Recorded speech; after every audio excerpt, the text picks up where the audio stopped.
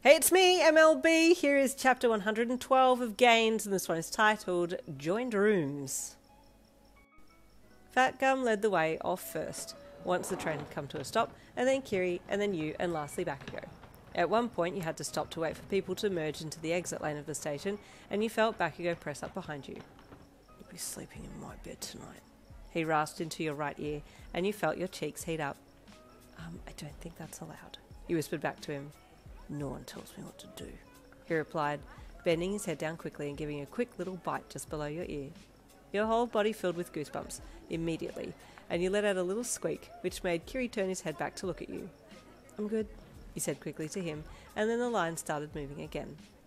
Out of the station you all walked, and then stood waiting for the taxi that Fat Gum had organised. It was only another 20 minutes to the log cabin at the base of the mountains, and the taxi pulled up in the driveway and stopped.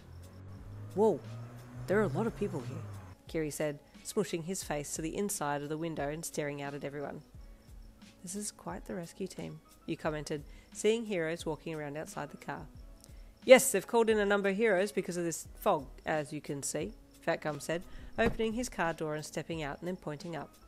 You all got out and looked up at the white floating mass that swirled around the mountain ahead. "How far is it covering?" you asked Fat Gum.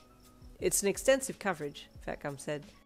"They're saying it must be someone who is familiar with their quirk or is experienced, because this output couldn't come from someone who isn't using their quirk to its capacity all the time." But why is there suddenly a fog quirk user in the area?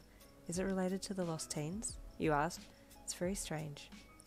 "Yes, it is odd. The heroes in charge of the mission seem to think that it's connected, as the fog appeared the same day that the teens set off, shortly after they left," Fat Gum said. You hummed, looking at the softly swirling fog as it was sitting halfway up the mountain.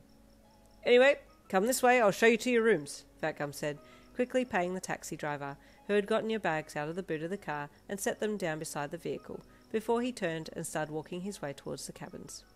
"Hey!" he called in greeting to a female hero who was just standing there, looking at the large log cabin. "I'm here with my interns." "Oh, hey, Fat Gum," the female hero replied, spinning to chat to him. "Awesome, your cabin rooms are all set.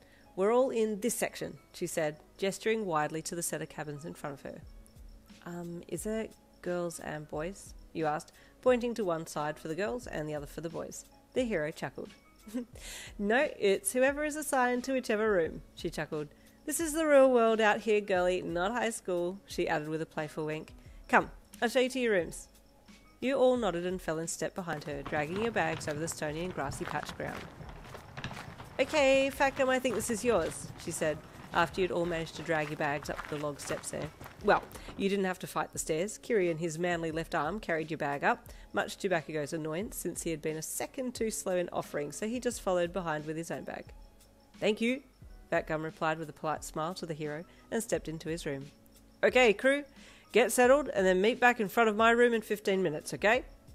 You all replied with an okay and continued to follow the hero down to the next room.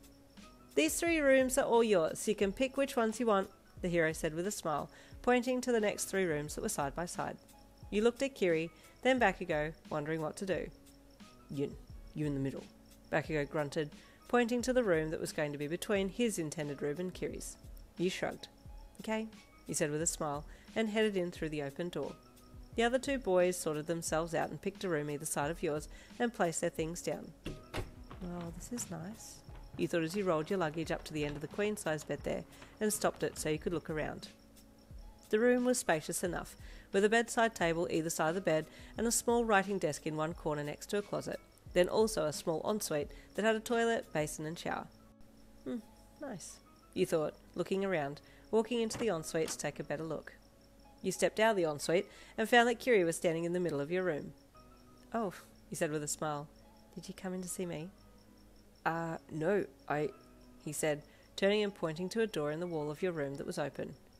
"I came through here." "What, are the rooms connected?" you asked, suddenly turning when you heard a door open behind you and Bakugou stepped through. "Oh," you said with surprise. "Wait, these rooms are connected?"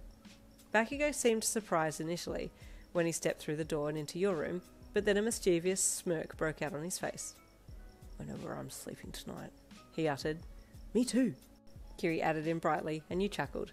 Okay, my bed is technically big enough for all three of us, but don't say anything about the doors being open, okay? You warned. If we don't let them know that we can get access to each other, we'll be fine. Both boys nodded.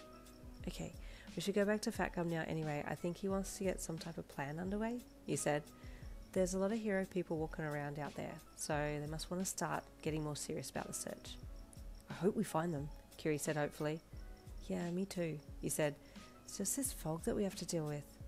With that, both boys went back to their own rooms and closed the adjoining doors, and then exited their rooms from the front doors of their room, and you all walked back to Fat Gum's dorm and knocked. He opened his door with great joy and smiled at you all. Okay, let's go! I messaged the person in charge and they want to debrief you all before we start. We're supposed to do a small check this afternoon and then get into it more tomorrow, Fat Gum said as he stepped out of the room and led you all off down to the main centre.